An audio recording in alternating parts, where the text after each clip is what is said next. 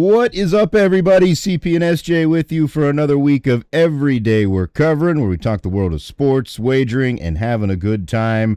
Back in the saddle here again after a little brief break here.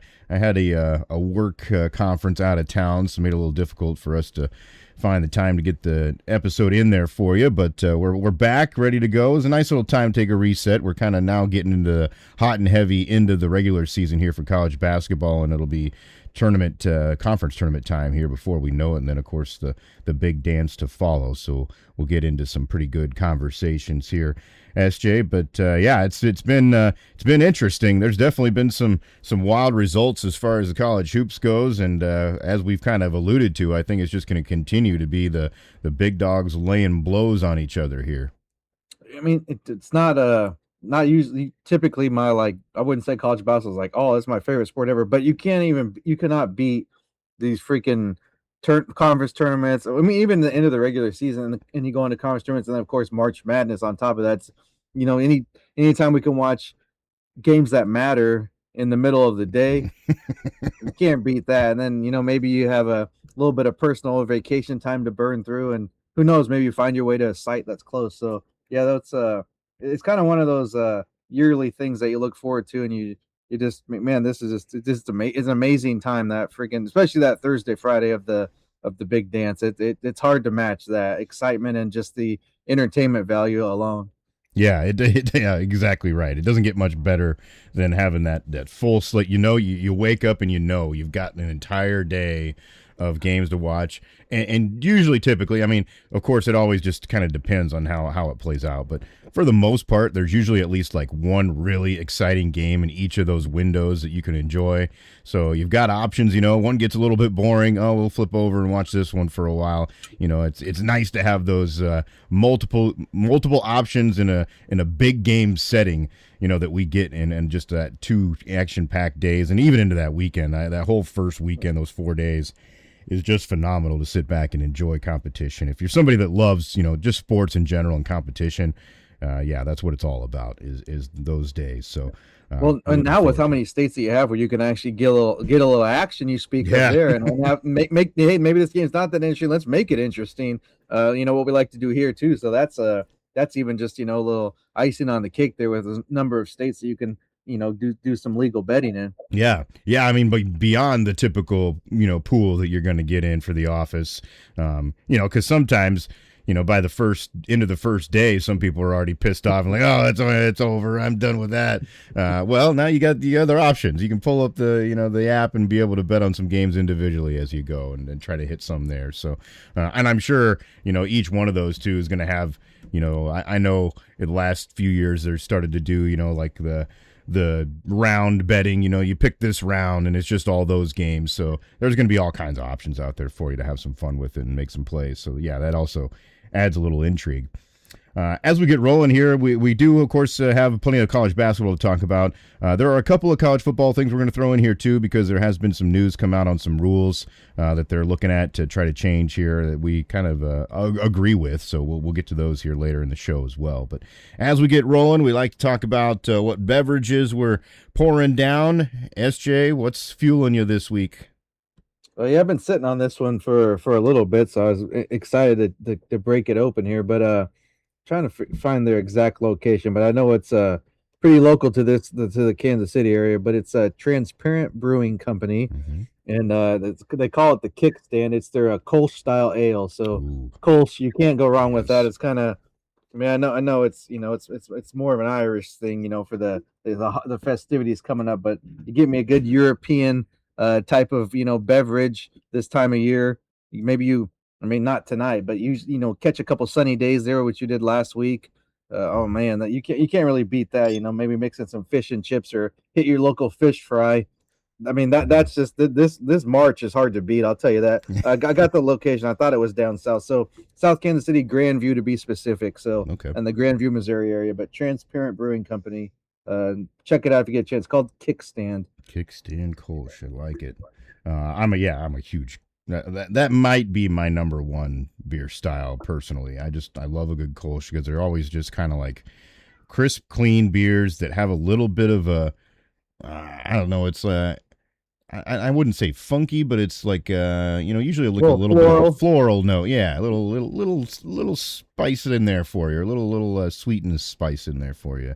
Kind of makes it a little different. They're always good beers, but yeah, crisp, clean, drinkable. I mean, you can pound a plenty of Kolsch's usually, depending on the one you got. But yeah, I agree. Like this time of year, just like things start to your mood starts to liven up a little bit, I think, because you get the, we get excited about the tournament, obviously. Yeah, the weather starts to turn. You start to get some of those random 70-degree days thrown in there like we've had here recently in our region. Yeah, I got to take a little trip down south, and it wasn't as warm during the days that I was there that I wanted it to be, but it was still warmer than it was at home, so I couldn't complain too much. But it was nice. Actually, where I was there in Savannah, they're gearing up. I guess it's like I never knew this, but and I haven't seen it obviously because I'm not there during that time. But I guess when it comes to like St. Patrick's Day, it's like the second place in the country to be at. They're all about St. Patrick's Day for some reason. So, but yeah. That involves lots of drinking. We always know that. But I grabbed one that is always one of my favorites this time of year as well. It's been out for a little bit now, but it's always like an early spring release for this beer. It's pretty common. You can find it, but I always love this one this time of year. It's the old Sam Adams Cold Snap. It's one of their seasonals, the white ale. It's just, a nice little kind of a fruity, almost wheat type beer. It's just a little mix up, and it gives you a little bit of those spice notes that get you warmed up for the warm weather. So I always like this one. I like to find it when it comes out. It's a good sign that spring is on the way when you see the Cold Snap on the shelf. So shout out to Sam Adams. I appreciate them when they get me pepped up for this season. I'm actually glad you had that on your palate there, because I saw one the other day. I was curious if you'd try this one. They had a blackberry wit beer, and it's like, so I guess it's their new season along with the Alpine Spring. And I was curious. If you see those, any recommendations, anybody's tried them, let us know, because that's definitely Sam Adams doesn't really miss too often. No, but those two, like those are high on my list to try here in the next couple of weeks, because the same thing with the Kolsch, a wit, like I'm right there. Like that's splitting hairs. Those two for me, right slightly behind the sour, but other than those two, oh yeah, that's right up my alley. So maybe snag those and let me know, or I'll get him. We'll get him down the gullet one way or the other. Yeah, you're right too. It's interesting with Sam Adams, because you think of it almost as a large brewery anymore, because they were one of the original kind of like craft beer people, and of course the styles they make are still along those lines, but they're readily available. You can find them pretty much everywhere. But I do find it interesting whenever I see, because I follow them on social media and stuff, and when I see them make comments, like there's so many people that are always like, bring back this one and bring back this one. Like everybody loves a lot of their varieties. They definitely do a good job, like you said, of kind of spanning the whole range of types of beers, and they do it well. So that's a testament, I guess, to them to be able to be a little bit diverse in what they do and do it in a good way. So yeah, tip of the cap to them. They do good work. Let's get into it here with college basketball here first, of course, as we're getting hot and heavy into the end of the regular season. Starting to kind of shake out, where some of these teams are going to be as far as seeding goes into their conference tournaments. That's always, the big topic right now. And we've got some hellacious battles going on at the top of some of the major leagues, and it's still not very much decided in some cases. So it's going to be interesting to see how it plays out, and it's going to create some very fun conference tournament action, I think, as we get into it here. There have been some big games here within the last couple of days in the top 25, and some of the ones in general I think that just stand out was yesterday, of course. Duke's been on a nice little tear here. They took care of Michigan, a week ago, and now they really put it to Virginia yesterday, 77-51, as Virginia had climbed up to number 11. But Duke definitely seems like a team that is right in there in that top 5 mix. Whether you want to argue that they're one or not, you could probably have some other teams that do have that argument. But the way they're playing right now, they certainly like a team that's going to be tough to slow down when we get into this big dance here. Yeah, it's kind of as as wide open as it seems that it is, and maybe that's what plays into it. Is you look, whatever, pick whatever teams in whatever league you want to pick. One team plays really well against as maybe an underdog or not the favorite, and pulls off a win or plays close, and then next thing you know, they play somebody 3 or 4 spots below them and lose by 15 or more. Hmm. It just seems like one of those years, and then so it's kind of looking at it from the Virginia perspective. You thought, oh, maybe this is a team that has something going on. Then Duke's like, nah, not so fast, my friend. They pulled a Lee Corso on him and said, you're not in our league. So the weird thing about Duke is when you think about the teams that like they've had in the past that have been, oh man, this team could win it all, and a lot of times they end up kind of falling short.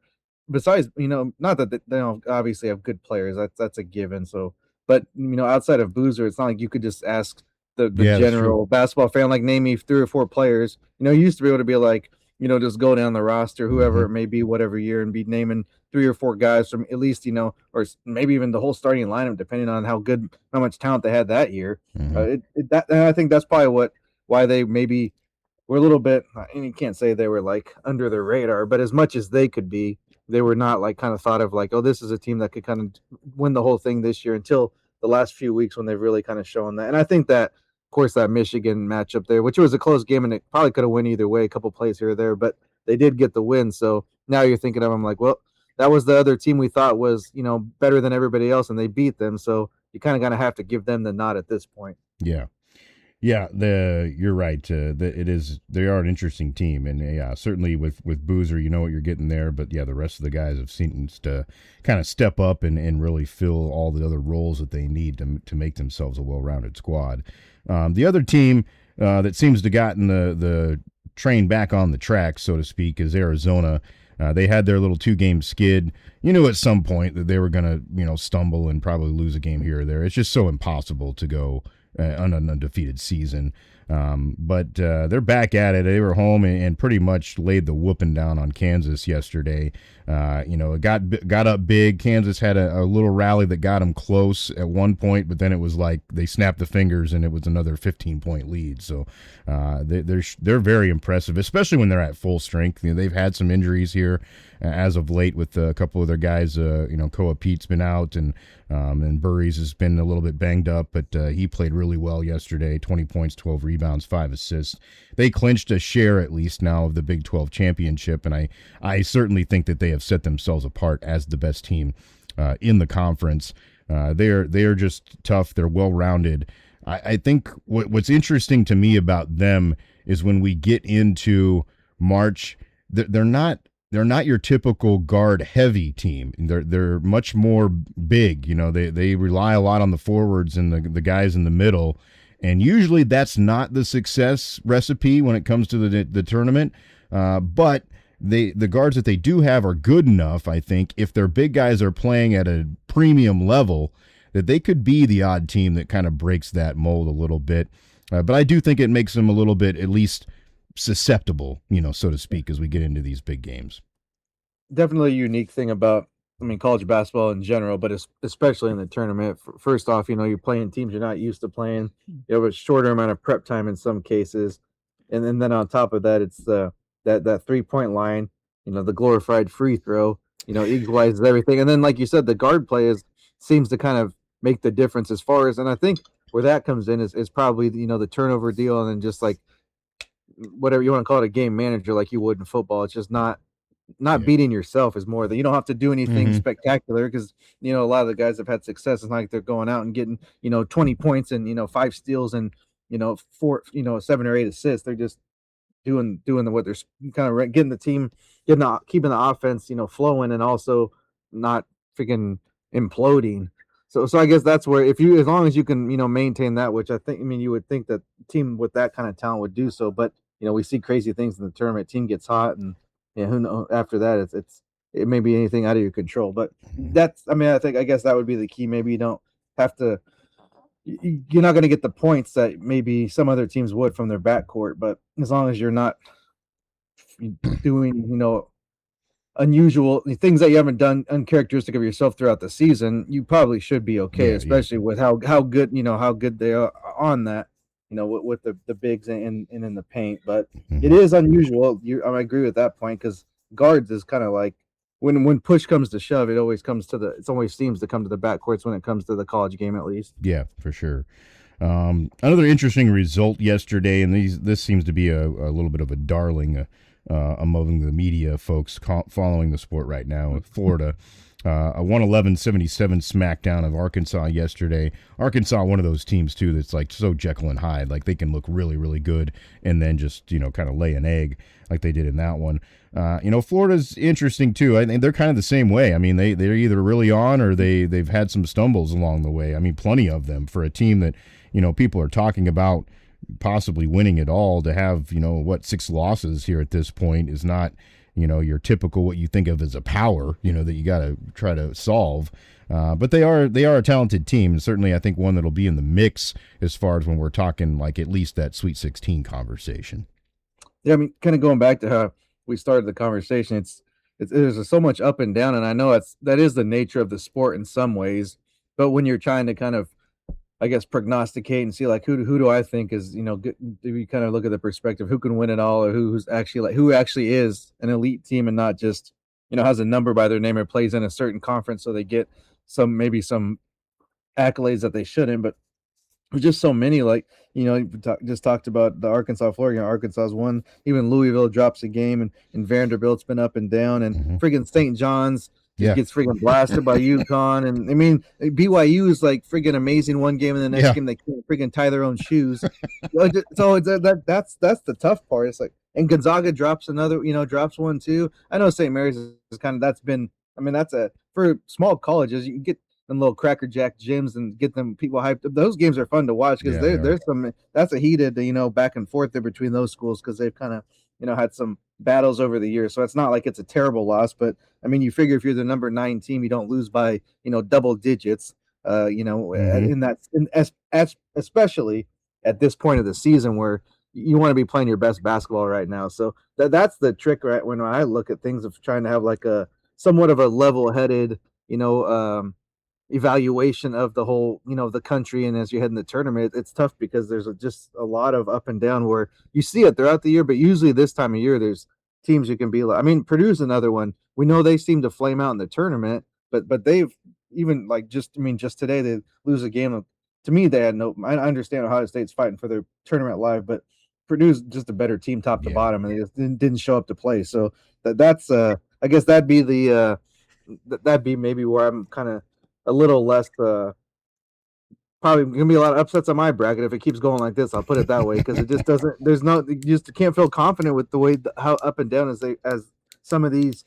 And it's one thing for a team to be kind of here inconsistent when you're like they're like maybe lower 20s or not even ranked, but we're talking about top 15 teams here for a lot of them. Yeah, and they're losing to teams that have a losing conference record in some cases.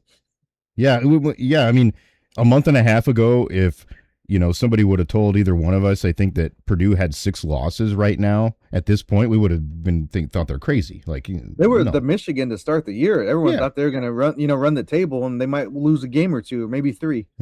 Yeah. And it really I guess when it really started as far as any doubt on them was concerned is when Iowa State went there and beat them down on their home floor. And then it was, I think, maybe 2 weeks later, it happened to them again. I believe it was Michigan State. I can't remember who it was. Somebody else came into their place and beat them, pretty good. So it's just, it's surprising. It's been so unpredictable, like you said, not only because there have been teams that have been having their moments, but also I think what's been interesting is there's been some pretty good rise-up games for certain teams on the road, which is the even harder thing to do that you don't see that often. We're talking about our own teams here. My squad, Iowa State, they hadn't lost a game at home all season until yesterday, and Texas Tech comes in. You think that they should be on a downturn because they lose their best player, arguably. They haven't lost since, have they? No, yeah. and they're shooting the lights out of the ball. Like they came into Hilton yesterday and shot almost 60% for the game, which is just out of control for college basketball. I mean, if you're shooting 50, you're feeling damn good usually in a college basketball game. I mean, typically, if you want your team not to suck, you're thinking, well, if we shoot 42, 45%, we're going to win the game. And they were just unconscious. I mean, every time that Iowa State made a run to come back and cut the crowd into it, they hit another big shot. So, I mean, hats off to them because they absolutely won the game themselves by just making shots. And that's the name of the game of basketball. You know, that's what makes it fun and interesting sometimes too, is because, you know, I think we sometimes get caught up with the momentum factor, and then also like the, you know, how some, or like, I guess talent wise, how it's spread across the team. And especially in a situation like that where you have one player go down and you think, oh man, how are they gonna overcome that? Well, everybody just shoots the ball well and it's fine. And that's a prime example right there. And they're a team that's capable of it. So and you know, a week earlier, Iowa State had one of those, you know, the game that you don't want, the night game out in the middle of the night out in Utah against BYU, and BYU played one of their better games that they have, I mean, really over the last 2 months, because since then they've looked like trash. So it's just it's interesting. You never know what you're get night in and night out, and you got to be ready for it. And I think that's like exactly why we're alluding to have these tournaments going to be so good when it comes conference time. The other I guess the run here for my squad there with Iowa State, I mentioned those two games. They had one in between there where they won against Utah, and then they've got a big one coming up tomorrow night. So I'm really interested to see how they respond to losing that game. You know, the way that they did there against Tech on Saturday. They've got a big Monday game against Arizona, and obviously Arizona looks like they've turned the corner and are really hot right now. But man, if they could somehow find a way to steal that one, that's going to make it even more intriguing heading into this Big 12 tournament. I do think they're going to give them a run. Whether or not they can win the game, that's asking a lot, because I know how hard it is to win on the road anywhere. But should be a fun one to watch. I'm excited to see how they bounce back. Yeah, I guess just go ahead and throw them the perspective of the Nebraska's from my view here for my rooting interests is, and looks like at this day and time, what is it? What do we got here? The March 1 of 2026 here. It looks like a 2 seed in the Big Ten tournament is pretty possible here. So that's considering your team coming in, and this shows you what the hell preseason is known. I believe they're picked 14th. Heading into the season. So, and of course, I mean, we've talked about it before every time. It's like, I mean, even as someone who like wants them to win every game, didn't expect 25 wins this season, and there's still 2 games to go. So I've already set like school record for, you know, wins in a season, and then have a chance to build on that here Tuesday night.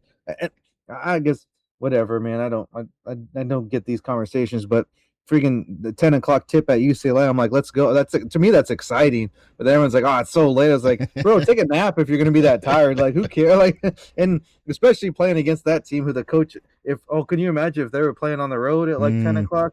So, I mean, of course, it's not going to work that way because they're later time zone. Yeah. So it would be early. But if it was, you know, if some instance he had to go, you know, at a different time, go play in Hawaii or something, or I guess if he'd be losing his mind. But anyway, so you got 2 games left, and I mean, of course, you got to play well, but I mean, the last 3 games they've won by at least like 15 points. I think it's like 20 something point win over Penn State, which I know they're not that good, but who'd they turn around and beat the other day? I guess they beat Iowa yesterday. Yeah, so you know, so it's not like they're like, you know, they're capable. Penn State is. It's a team that's the young players. Then you beat Maryland by 13, and yesterday 15-point win over USC. And I know it's not like they're beating, like, these teams aren't amazing, but you're winning by double digits and winning comfortably, so that does make you feel good at this time of year. I kind of expect a similar thing at UCLA. If you watch many of Nebraska games, it's not.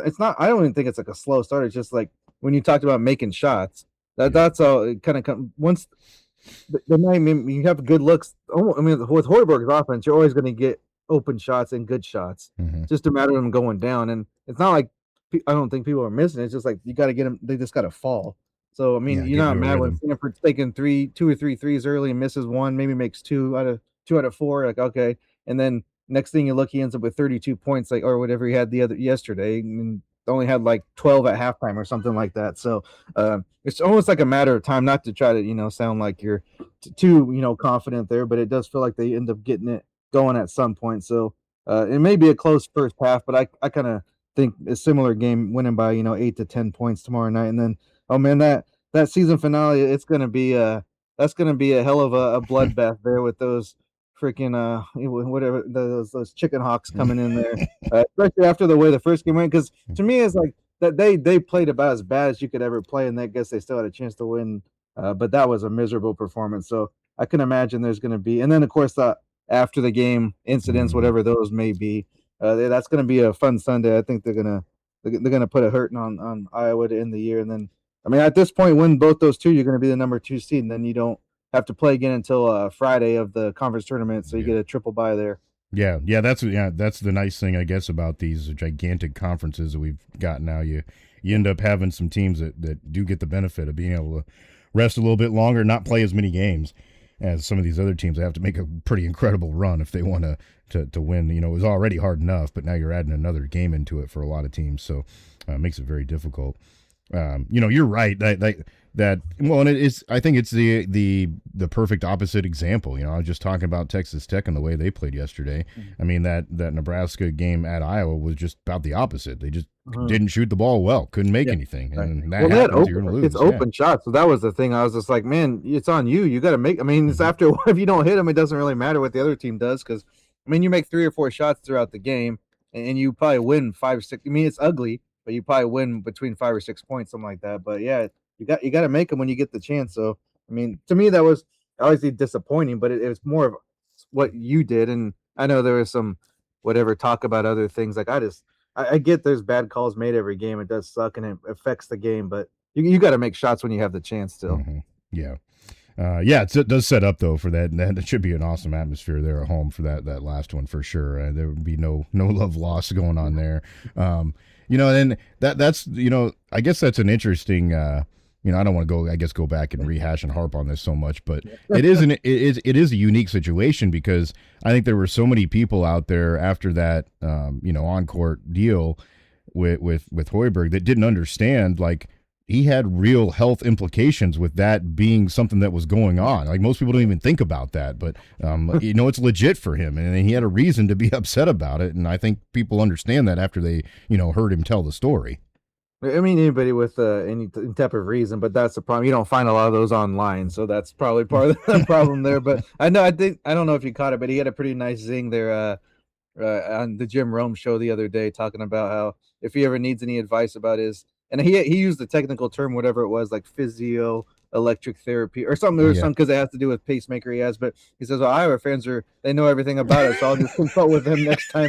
Something to that effect. It wasn't exactly that, but because I mean, I guess it was seen as like, oh, he's using, so that's a lame excuse. Like, bro, like there's and some of the guys that cover the team or even just like work for like that are actually like honest, that work for like Big Ten and stuff, that have done interviews. Like he'll like tell people don't sit this close to me, and I didn't even know that. I mean, I guess I knew he had the heart issue, but I didn't realize that it was something that came up, and people said, yeah, he doesn't keep a phone with him and keeps technology, because if something happens, like he said, he's done. He doesn't really. Yeah, there's no recourse. Not like he can, there's no reset button on that thing. So I get it, but I was just like, I didn't even realize that. And then also more of a thing is like, what even if he didn't, like you said, we don't have to go too deep into it, but.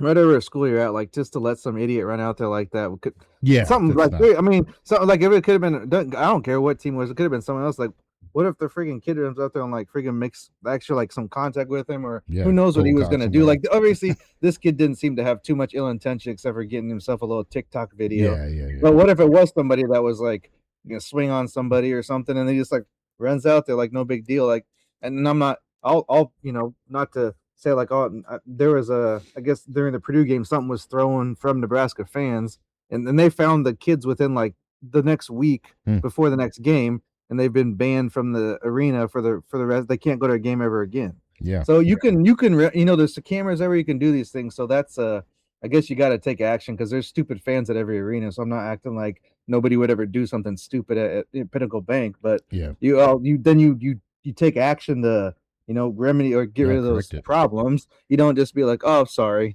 Yeah. Well, yeah, if you don't set the standard, then it's just going to continue to be boundaries are going to be pushed. Especially from a school who hired extra, law enforcement to guard their logo at midfield of a football field. You think the least they could do is keep some students off the court, but I guess it's only certain days they have the budget for that. Yeah, I do appreciate that they admitted that they screwed up. Like they should have had somebody there. Like that's good.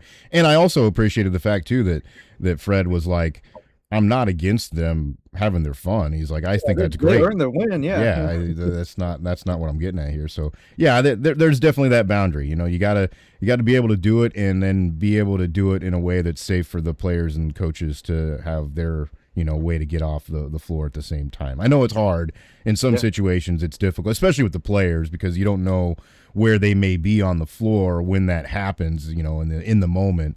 But with the coaching staffs, I mean, that's the area that you really gotta focus and try to protect, and I think most schools do a pretty good job of focusing on that. But make sure that you can have your fun and have it be safe at the same time is what we got to do. Well, last thing here, it's easier to say for a team that you want it to win, but I mean, I would have, if someone runs at me after I lose a game that I want to win or something I want to do, I'd have probably done more than just that little backhand I was swinging. So like, I mean, I couldn't be like, I wouldn't react. I'd probably react worse. Like, I think he did a pretty good job. Yeah. That's just me. Like, I would have been like, you dumb, like come on, man. Like, cause that's part of it. It's like, I know he's kind of like chill or whatever and stuff, but like all these coaches, like, man, you see how they act on the sidelines, and he's not an example of it, but some of these other, the coaches are kind of animated. It's obviously they're competitive. Yeah. And then they lose a game that, they thought they maybe should have won or had a chance to win. And then you get in someone's face, like, or you screw up at work and someone comes like, oh yeah, you messed that report up, dipshit. Yeah. Like, what are you gonna do? Like, oh, thank you. Sorry. Yeah, go on. Carry on. Yep. Good example. Speaking of odd instances that occurred on floors, Nebraska was part of another one the other day with their win over USC yesterday. Chad Baker-Mazara, who's a former Auburn player, I guess world traveler. He's been to a few places. He played for about everybody. List the teams he didn't play for him, but it'll take less time. Yeah. Yeah, but odd situation there in the middle of the game yesterday. Yeah, so apparently, I think he had been dealing with an injury. At least that's what was reported from he'd been out a few games here or there, but he came back and he started, and he seemed like everything was okay. And who knows what's actually going on, because now when you get to the end point, it's like maybe these, a hamstring's easy to, be used as the excuse for something bigger than that. So, and I'm not saying that's his injury, but whatever the injury report that they put out there, could have been something else. But as far as everything I know, he'd been injured, was back, and then goes out with another injury, during the game at some point, and then kind of runs back to the, through the tunnels. You're like, oh, he's probably getting checked out or x-ray or treatment, whatever, who knows, maybe take a dump. You never know what's going on back there. But then he just comes back, but instead of sitting on the bench, he just sits in the seats, like in the baseline, which is like obviously for fans, and just freaking watches the rest of the game from there. And it was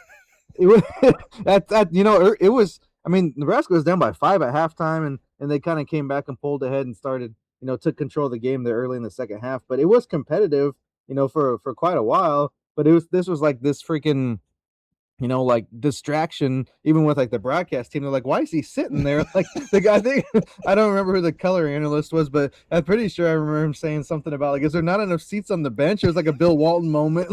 And I was like, he's right. I was like, get some different, talent on the mic, and you're like, oh, people get off the, get the Britney Spears comments and things like that. And you're like, what is it? But no, in this case, I was like, that's true. I'm like, what is he doing? Like, and then I was like, well, maybe it's like his family or something, but it was just like random people. Cause you see, especially with, all these players transferring, or just, the high dollar athletes, there's always like an entourage or somebody, and so I was like, well, maybe that's just, who knows what's going on. But yeah.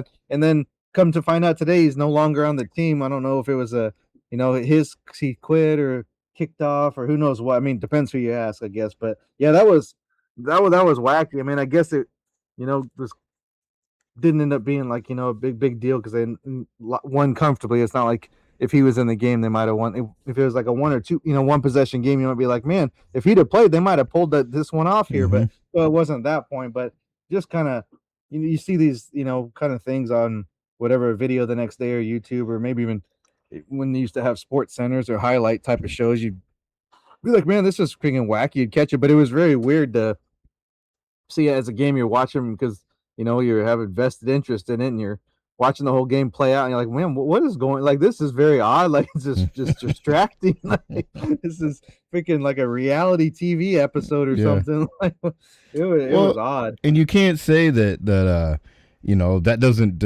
distract from your team as well. Yeah, like they all notice that, or like talking about it, like, what the hell's going on? What was he doing over there? Like, everybody knows what's happening. So, and this is also a team where you got, I don't know the whole details of the crash report. I didn't go through everything, but you had Arenas in a serious, I believe he's in a Tesla, had that serious car accident before the season, and he's just getting back to playing. So you've had some wild things happen in a short amount of time with this team, and they're obviously their coach has never been like, I don't know if he like seeks the spotlight, but he's always kind of in the headlines wherever he's been too. So just I don't know, kind of a I guess his team that's maybe they're in their good place, Hollywood. I don't know. Yeah. It's can make a little 30 for 30 about this season or something. I don't know. Yeah, they got a little side story going on here. There's a Hard Knocks to be released here. It said that one story I saw said that he sat somewhere like in the area of Rodney Rice, who was another player that's injured, starting guard that was injured for the season. But still, it was just an open like seating area for fans. It wasn't anything connected to the team. So just bizarre. And obviously there was more to it when it comes out the next day that he's not on the team anymore. Well, it's not like they don't know how many seats they need for the team on the bench. Yeah. Like, if you got like, we need 20. We got 5 kids red shirt, and that they're going to sit here too, or whatever the case may be. Like, you got 17 assistant coaches, and any more in these basketball teams. Like, there's plenty of seats. You can make it work. Like, it was just very. It was kind of, for me, it was a little bit kind of comical, but I can't imagine that being your team. Be like, man, what the hell are we doing? Yeah. Well, and what makes it even wilder, I guess, for this deal, like, dude was averaging 18.5 points a game. Like, it's not like he's just some role player. Even in that game, he kept him in it early. He was making some tough shots. I don't know what he ended the line with, but points per minute, he had to be pretty efficient because he didn't play. He had 14 and 19. Yeah, 14 points in 19 minutes. So that's pretty efficient. Yeah. You're talking about they said he's been their leading scorer since that other guy got hurt. So this isn't somebody you can just say, okay, we don't need him.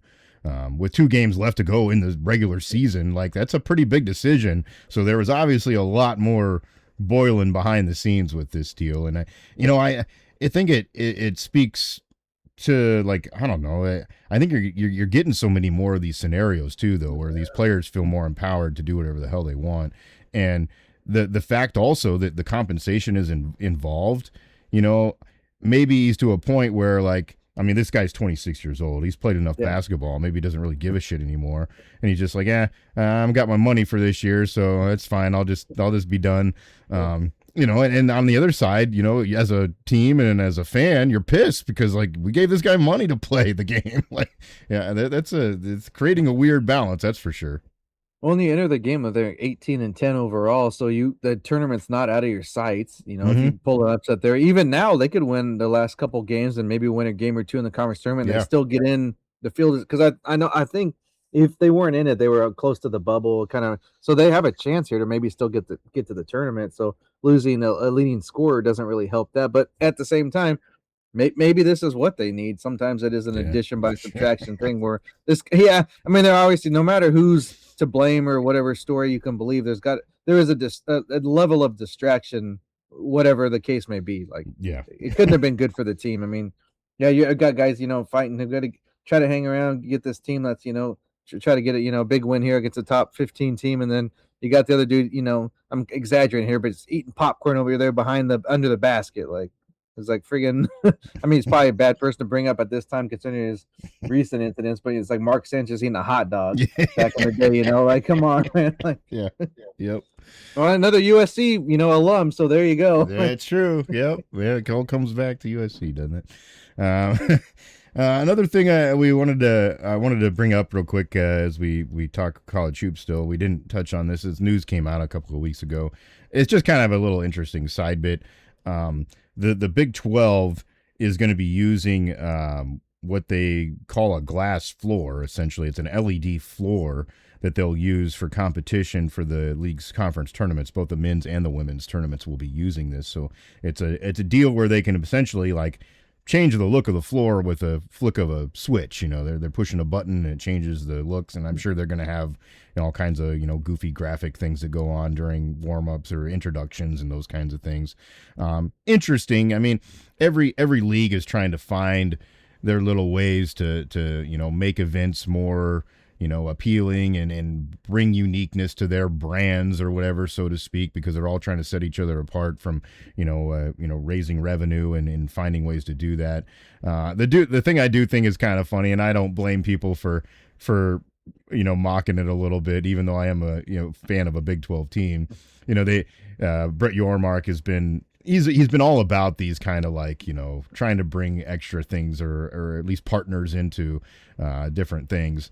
And they kind of the league had alluded to, oh, we got these big announcements coming, and then this was it, and everybody was kind of like, oh, really? Like a bit of a letdown. Thought we were thinking something else. Yeah.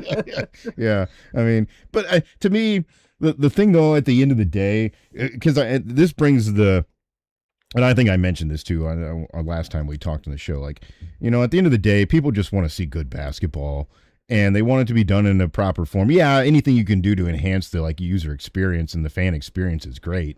But when it comes down to it, the games have to be good, and the people just want to watch it. And that, I mean, all the other shit is just on the periphery. Like, to me, it doesn't matter where it is. If it's good basketball, that's what we have to have at the end of the day. I think part of it might have to do with how the floor went over last year, because it was kind of a little tough on the eyes, especially on TV. And I've some people that did attend in person that around too, because it's in Kansas City. So of course I come across people that even just randomly might go to a game where there's Kansas fans and Kansas State fans around here, a few here and there. They actually said at the arena it wasn't that bad. It was just like it didn't replicate on TV the way it was supposed to. So I do think that's probably a good move, because in this case, I guess at least if it does look like crap, you can at least push the button and change it to something else. And it's also, you always want to be like innovating, because we mentioned how good how amazing it is for like viewers and fans to be like, oh, there's all these games during the day you can watch and stuff. But the people that are trying to make money off it and get people in the seats, it's not exactly as easy to get somebody on a Wednesday or Thursday afternoon to attend a game and actually go to the game, because people got to work, got to pay the money, that everything else that goes with it. So maybe there's but you're right, the games have to be good, but maybe you catch a stray on top of good basketball with maybe some entertainment, because I mean, they're pulling all the stuff. DJ Cal is going to be in town, so I mean, that's about all you can ask for, right? Exactly. A LED floor and DJ Cal, you can't really beat that. So. Another one added, yeah. No, but I mean, they have good basketball this year, so I don't think it'll be a bigger issue. So maybe that will kind of overtake whatever with the court. But I mean, not to sound like a a-hole, but it can't be. The court can't be worse than last year. Yeah, that was just tough to watch. Like, maybe it can be. I don't know. You have something else in mind? Well, the only problem is so far I've seen with the promotion for this thing, they've been still showing that floor image as one of the rotating images on this glass floor. So I don't know if it's still going to be the same or not, but that's so far that's what they're showing. And of course, I'm sure if it is different, they don't want to show us until it happens. But we'll to be seen. We'll find out. About the only thing that looks good on that one, as I'm looking at it right now, is the Phillips 66 logo. Everything else, we could make some improvements.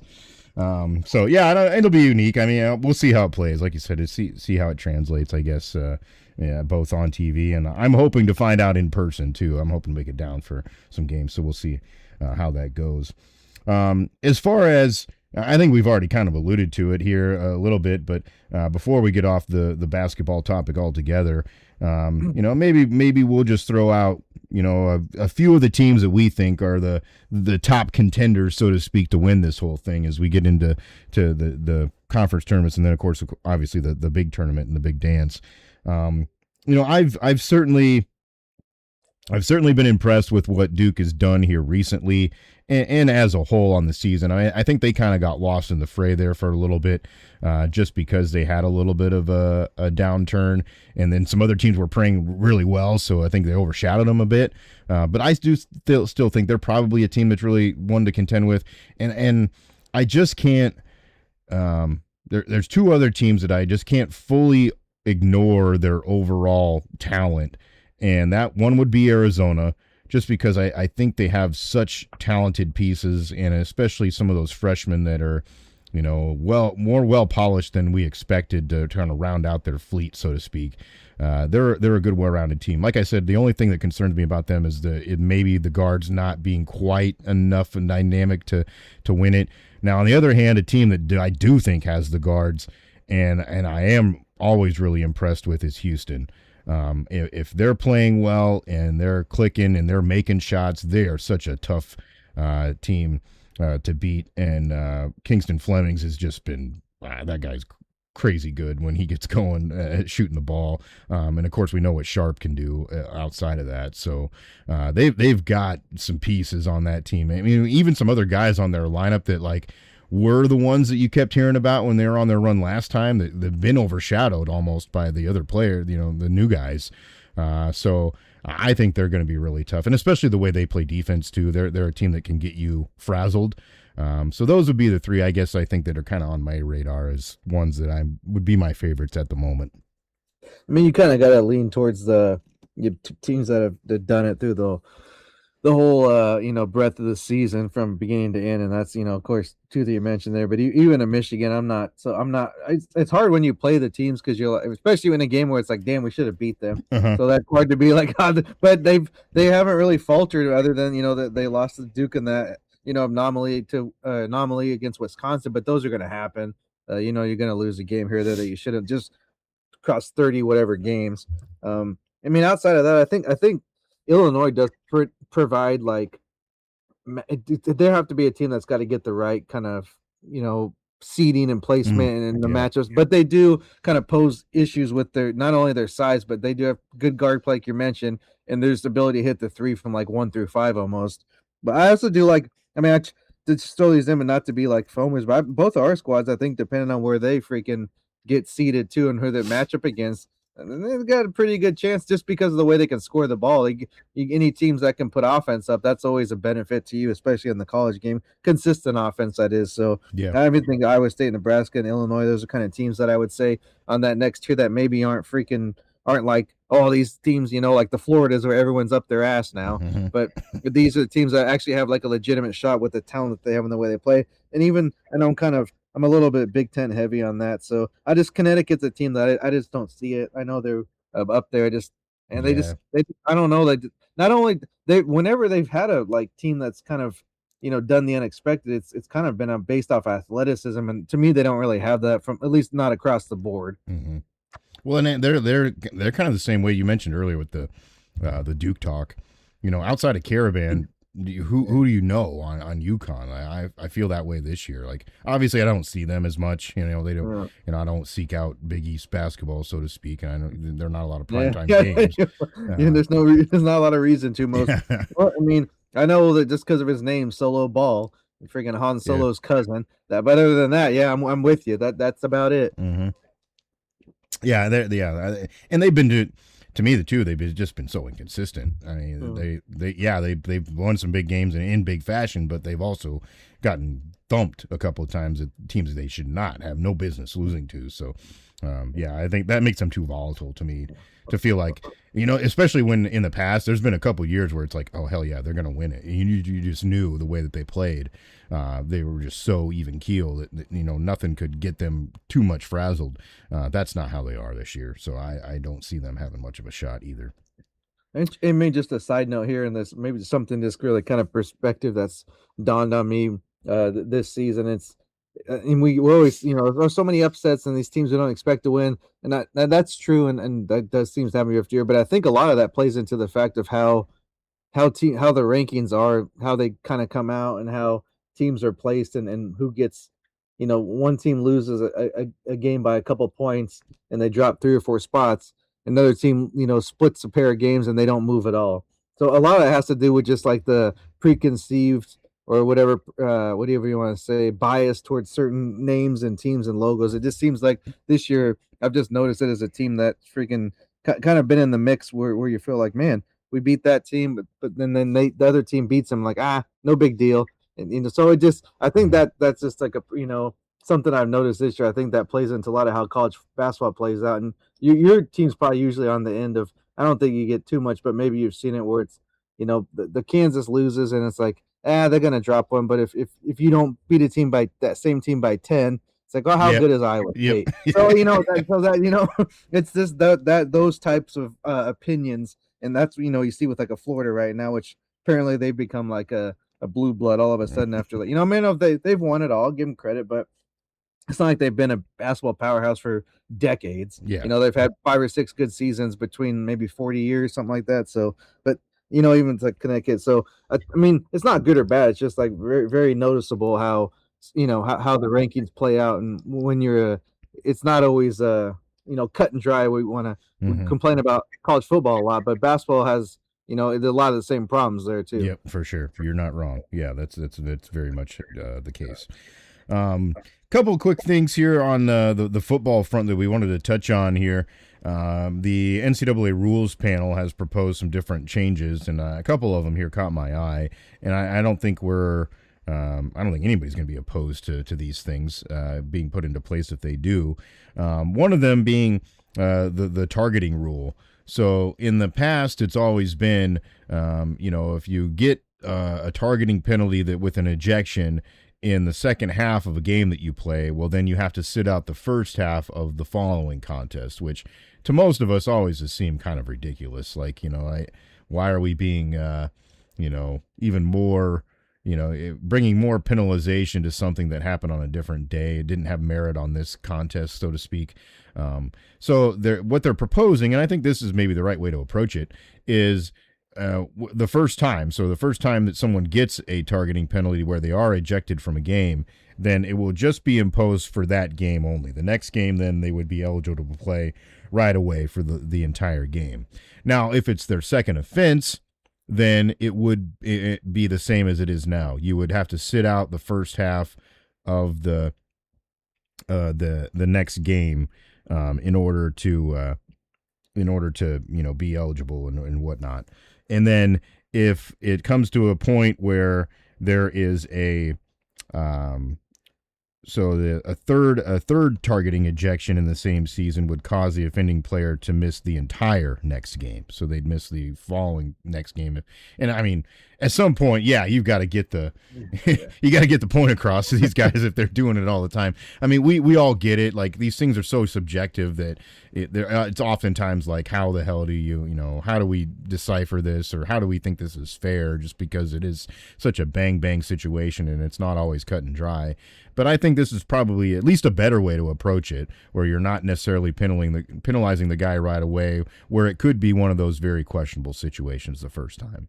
That's the whole thing for me. It's never a lot of it's like, well, is that even targeting to begin with? And the people that are the experts, they bring in the analysts or the former referees who are in the booth and like, I don't think that's targeting. Then they cut back to the referee on the field. Oh, he's that's players ejected for targeting, when an actual former official said that he didn't think it was. So I get in the making it so it's repeat offenders or penalized greater. That's fine, because if even if it's a bad call, what are the chances you're going to have 2 or 3 or 4 bad calls? At some point you got to take a little bit of responsibility in the thing as well. So I think that's a good way to approach it, because I mean, even if it is an egregious thing and you freaking take someone's head off or whatever, and it happens in the first quarter, and so likely you're a starter probably in the game, Mm-hmm. losing that player for the next 3 quarters, that's a pretty big penalty. Yeah,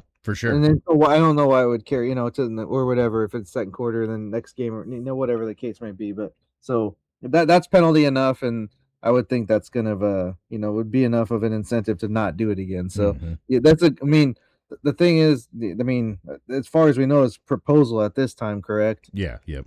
So that's the only thing that gives you a little pause. You're like, yeah, it makes sense. Probably won't go through. Yeah. Yeah. Yep. Yep. Not to Yeah. be, Yeah. negative, but Yeah. it just. Yep. I mean, I hope it's not the case, but this, anything that makes sense, we don't know if Hmm. that flies these days. Yeah. Um, Another one that was on this same story, and we didn't touch on this before we started, but I just thought this was a little nugget to bring up too.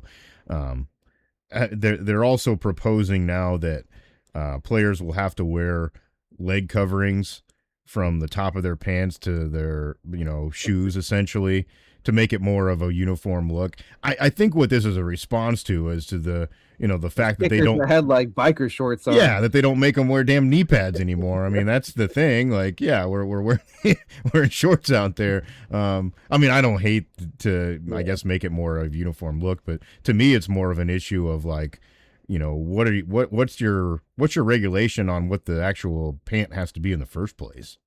Well, and to me, I mean, I guess I just assumed the reason you had knee pads is to protect your knees.